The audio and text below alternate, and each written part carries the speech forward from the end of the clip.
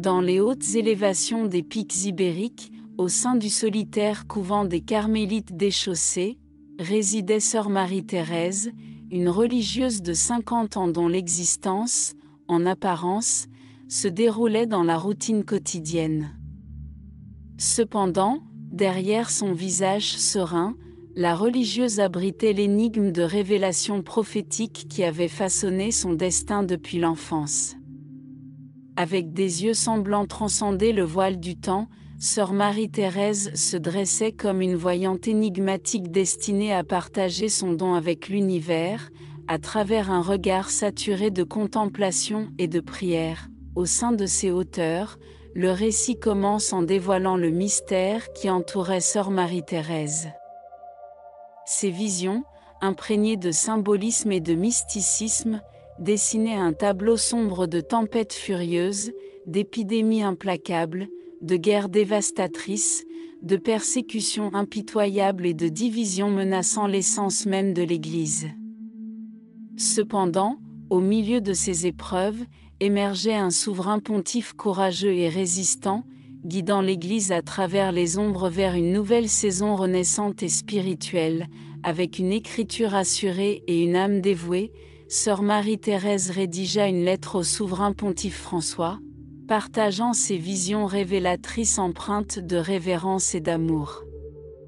La lettre se transforma en avertissement et en encouragement pour les croyants, les exhortant à se préparer aux jours difficiles et à suivre le pape avec confiance et dévotion. Ce message visionnaire se dressa comme un phare de confiance en des temps sombres. Toutes les révélations de sœur Marie-Thérèse n'étaient cependant pas empreintes d'optimisme.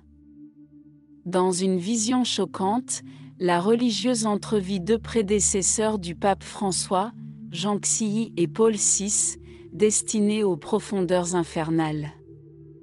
Selon sa vision, la condamnation découlait de l'introduction d'innovations et de réformes contraires à l'enseignement et à l'héritage de la foi, ainsi que de leur prétendue implication avec une société secrète.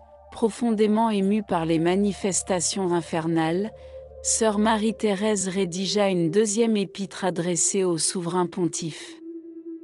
Dans cette lettre, elle supplia le Saint-Père de révoquer les canonisations de Jean Xilly et de Paul VI, soulignant l'impérieuse nécessité de restaurer la foi et la liturgie authentique dans l'Église.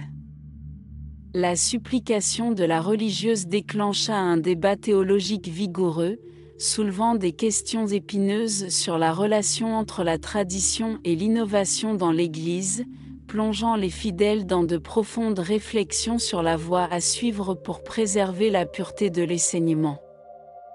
Le récit de la vie de sœur Teresa nous amène à méditer sur la situation actuelle de l'Église et du monde. La demande de sœur Marie-Thérèse a déclenché un débat théologique brûlant au sein de la congrégation, divisant de nombreux fidèles entre la loyauté envers la tradition et l'adaptation au temps moderne.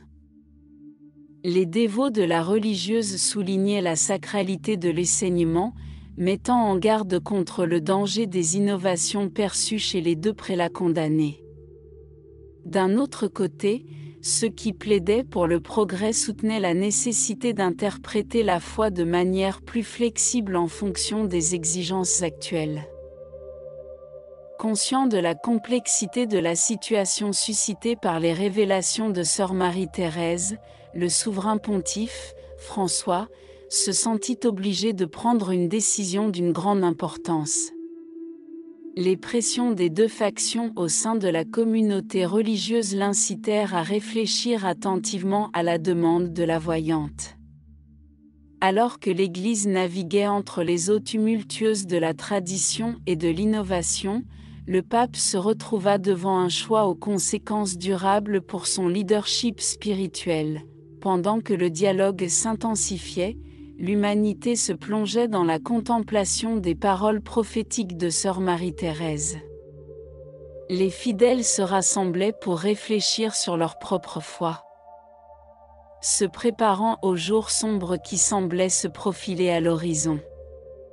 Au milieu de la tension, la congrégation se trouva à un carrefour transcendantal, s'accrocher inflexiblement à la tradition ou embrasser un renouveau qui pourrait conduire à un nouvel épanouissement spirituel. La résolution tant attendue du souverain pontife François se manifesta enfin. Après une période prolongée de réflexion et de prière, le Saint-Père annonça sa décision de mettre en place une commission spéciale. Cette commission aurait la responsabilité d'examiner attentivement les requêtes de Sœur Marie-Thérèse, évaluant l'authenticité de ses visions et la légitimité de ses demandes. Composée de théologiens versés dans l'histoire ecclésiastique et d'érudits des Écritures sacrées, la commission se plongea dans les détails des visions de la voyante. Chaque détail et symbole furent scrutés avec une attention méticuleuse, conscients que leurs conclusions façonneraient le destin de l'Église et la compréhension de la doctrine. Après des mois consacrés à une étude approfondie, la Commission a émis une déclaration officielle reconnaissant la sincérité de Sœur Marie-Thérèse et la légitimité de ses visions prophétiques. Cependant, elle a rejeté la demande de révoquer les béatifications, proposant à la place un renforcement du dialogue entre les divers courants présents dans la congrégation.